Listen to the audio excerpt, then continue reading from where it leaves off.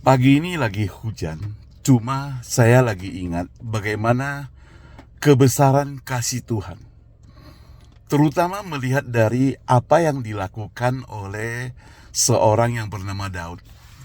Daud itu bilang begini, lebih baik dia itu sehari di pelataran rumah Tuhan daripada 1.000 hari, kira-kira demikianlah, di tempat lain.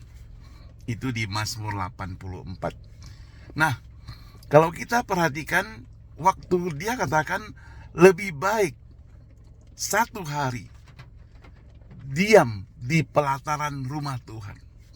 Yang dimaksud dengan pelataran rumah Tuhan itu, Daud ingin mengatakan bahwa lebih baik aku dekat dengan Tuhan. Lebih baik aku bersahabat dengan Tuhan. Lebih baik aku bercakap-cakap dengan Tuhan. Lebih baik aku bergaul dengan Tuhan, sehingga aku merasa dekat, ibarat aku berada di pelataran rumah Tuhan. Jadi bagi Daud, orang yang sibuk sebagai seorang raja, orang yang banyak urusan sebagai orang raja, orang yang tidak sempurna sebagai seorang raja, tapi di dalam kesadarannya dia bisa mengingat seperti ini, sehingga tertulislah Mazmur 84 ini. Dia katakan lebih baik. Artinya di luar sana bukan berarti tidak baik, tapi lebih baik di pelataran rumah Tuhan. Di situ ada kata diam. Diam itu di dalam bahasa aslinya itu boleh diterjemahkan sebagai menetap. Jadi seakan-akan kalau kita terjemahan kasarnya adalah lebih baik menetap di pelataran rumah Tuhan 1 hari daripada 1.000 hari di tempat lain. Tempat lain bukan berarti tidak boleh. Kita boleh, karena kita adalah manusia. Kita tidak terlepas dari hal-hal dunia.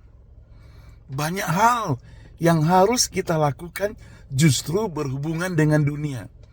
Kita bekerja, itu berhubungan dengan dunia. Kita boleh menikmati makan, itu berarti hiburan dunia.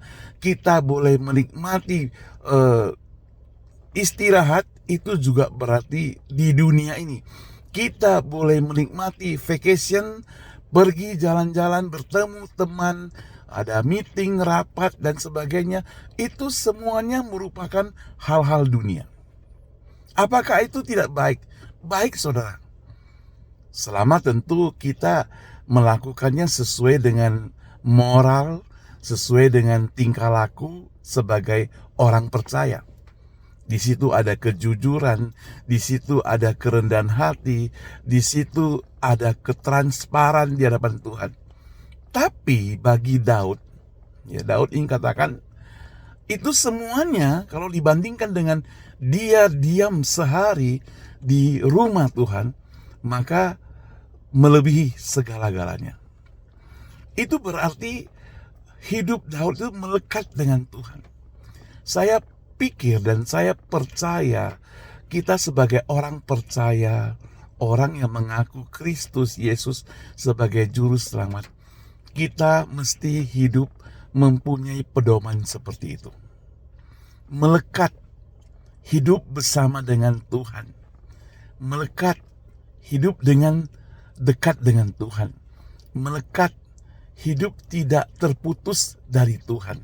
Itu merupakan satu kesempatan buat kita untuk lebih dekat, tentunya lebih memuliakan nama Tuhan, lebih sayang kepada Tuhan, lebih mengerti apa yang Tuhan kehendaki.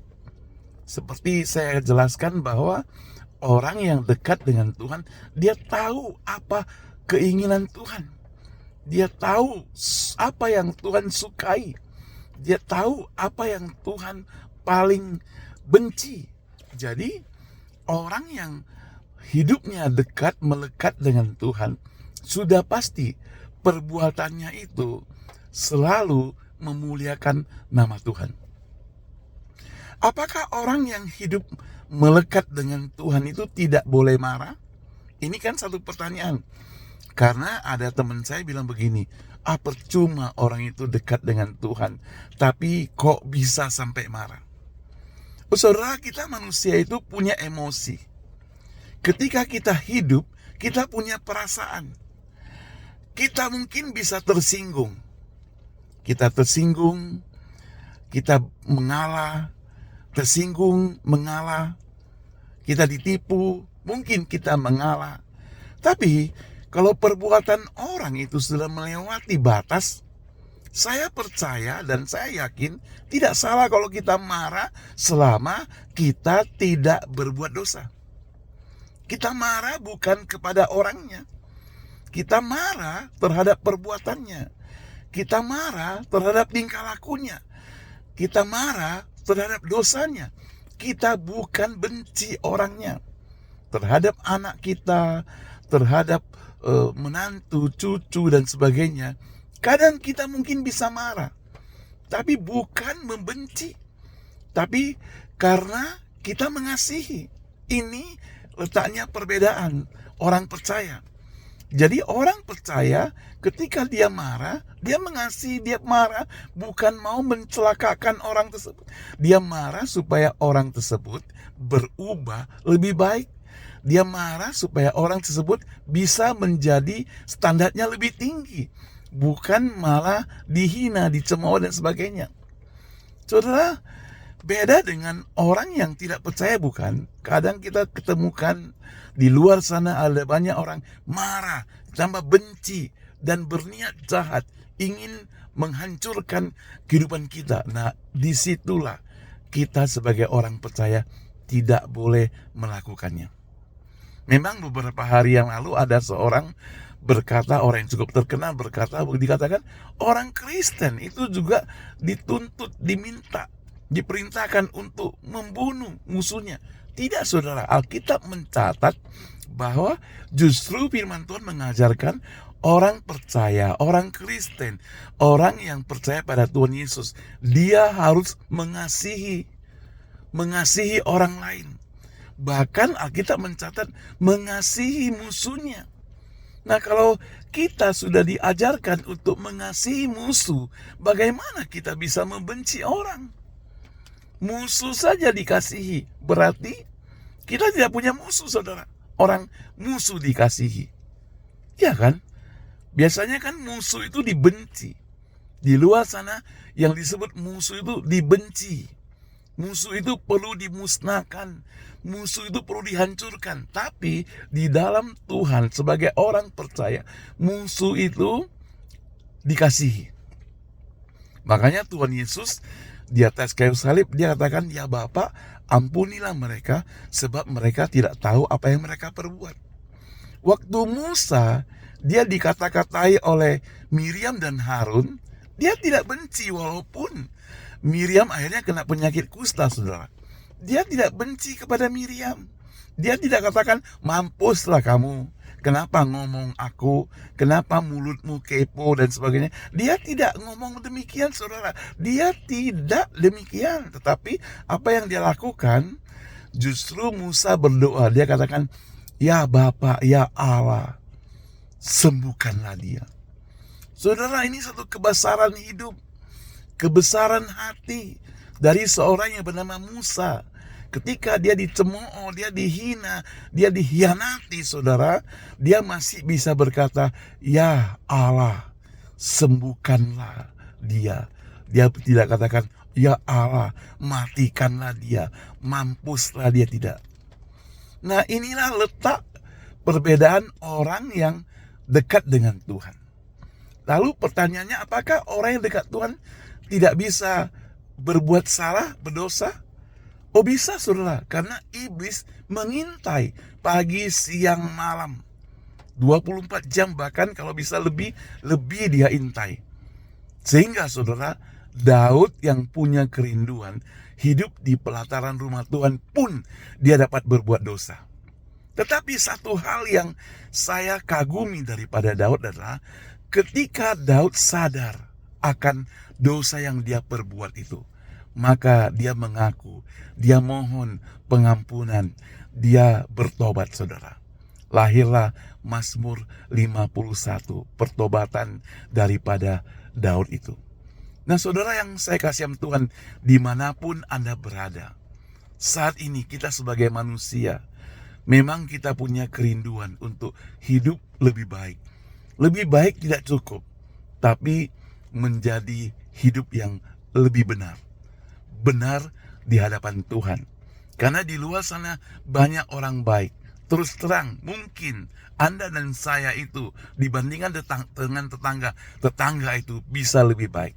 Tapi hari ini kita bukan hanya mau berbuat baik. Karena perbuatan baik tidak menyelamatkan kita. Kita mau hidup benar. Kita mau hidup sesuai dengan apa yang Tuhan kehendaki. Berdoalah, saudara. Kita serahkan kepada Tuhan, supaya Tuhan memberikan pertolongan pada kita, supaya hidup kita benar-benar di hadapan Tuhan, dan tentunya baik di hadapannya. Karena orang yang hidupnya benar di hadapan Tuhan, pasti dia akan melakukan yang benar di hadapan manusia. Itu berarti kita harus melekat setiap hari, bersandar kepada Tuhan. Setiap hari mohon petunjuk Tuhan, minta penopang daripada Dia. Karena apa?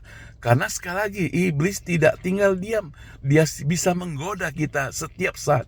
Kita bisa jatuh, kita bisa tersungkur. Tapi firman Tuhan ingatkan pada kita sebagai orang percaya, apabila kita tetap bersandar pada Dia, maka apabila kita jatuh, kita tidak sampai tergeletak. Karena tangan Tuhan selalu menopang, menuntun, menggendong kita. Amin, saudara. Tuhan Yesus memberkati Anda semuanya. Saudara, jikalau apa yang saya sharekan pagi ini yang merupakan berkat Tuhan bagi saya pribadi dan juga bagi Anda, saudara, jangan egois. Share juga buat orang lain. Tuhan Yesus mengasihi engkau.